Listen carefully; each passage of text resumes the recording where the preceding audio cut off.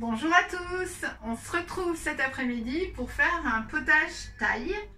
Alors c'est un potage qui peut être servi tiède, comme moi je vais le faire là aujourd'hui. J'ai fait chauffer, d'ailleurs c'est encore un petit peu chaud, j'ai fait chauffer un tout petit peu de lait de coco. Donc je l'ai fait chauffer à 50 par contre le lait de coco. Et on va avoir besoin du blender et de l'extracteur. Donc pour l'extracteur, je mettrai les ingrédients bien sûr comme toujours sur la vidéo de YouTube. Donc là vous avez la pomme, un bâton de citronnelle fraîche du jardin, un petit bâton de céleri, une carotte, un morceau de citron et 2 petits morceaux de gingembre. Voilà, ça c'est pour ce qu'on va passer à l'extracteur. D'ailleurs je vais faire l'inverse. J'ai préparé l'extracteur et après on va faire, hop, j'ai oublié de le brancher. Et après c'est des petites choses, on va faire la sauce.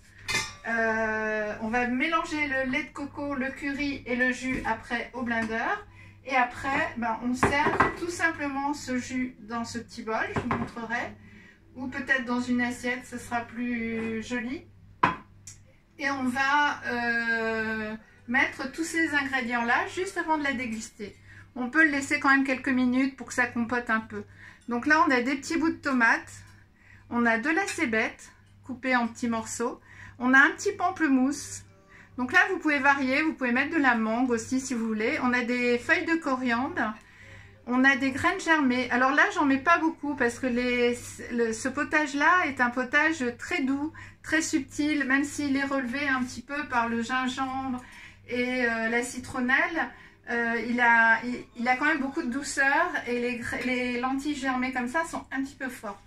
Et après je vais rajouter quelques fèvettes, voilà, des toutes petites fèves que j'ai gardées. Il y en a une qui s'est sauvée, elle s'est dit non je veux pas passer à la casserole. Bon alors on va commencer par l'extracteur, donc je le mets en route. On va passer la pomme.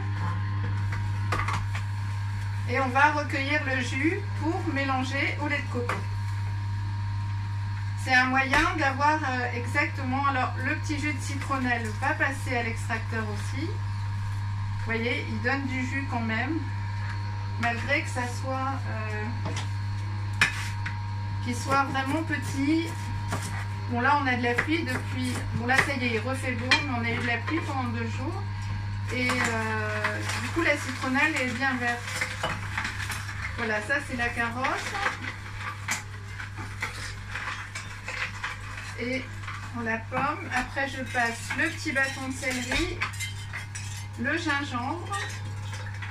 Et je passerai le citron en dernier, puisque le citron va être assez juteux. Et il va permettre d'entraîner tous les petits brins de céleri, de citronnelle et de gingembre qui resterait un petit peu dans l'extracteur, dans le filtre de l'extracteur. Donc là, je vais le laisser tourner un petit peu. Je prends une assiette.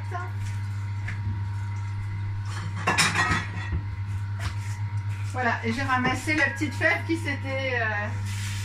je vais la rincer. J'en avais pas gardé beaucoup et ça peut être très très bon dans ce potage-là. Voilà, donc dès qu'il n'y a plus rien qui sort, je l'arrête. Et on va faire, hop, je vais mettre l'assiette. Donc on prend le blender, on va mettre notre jus de carotte, céleri, citronnelle, gingembre, citron. On va mettre un tout petit peu de pâte de curry rouge, donc très peu parce qu'elle est assez relevée. D'ailleurs il y en a la moitié qui tombe là, hop. Et on met, bon là ça y est, c'est un petit peu chaud mais pas trop. On va mettre le lait de coco. Voilà.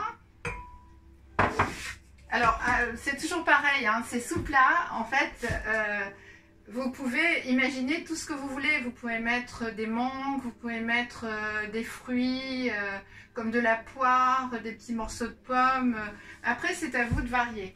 Et c'est une soupe que vous pouvez agrémenter en plat complet avec des nouilles de riz ou des nouilles de kelp si on est en alimentation crue. Donc là, je vais faire marcher le blender. Donc, qui est hop, débranché.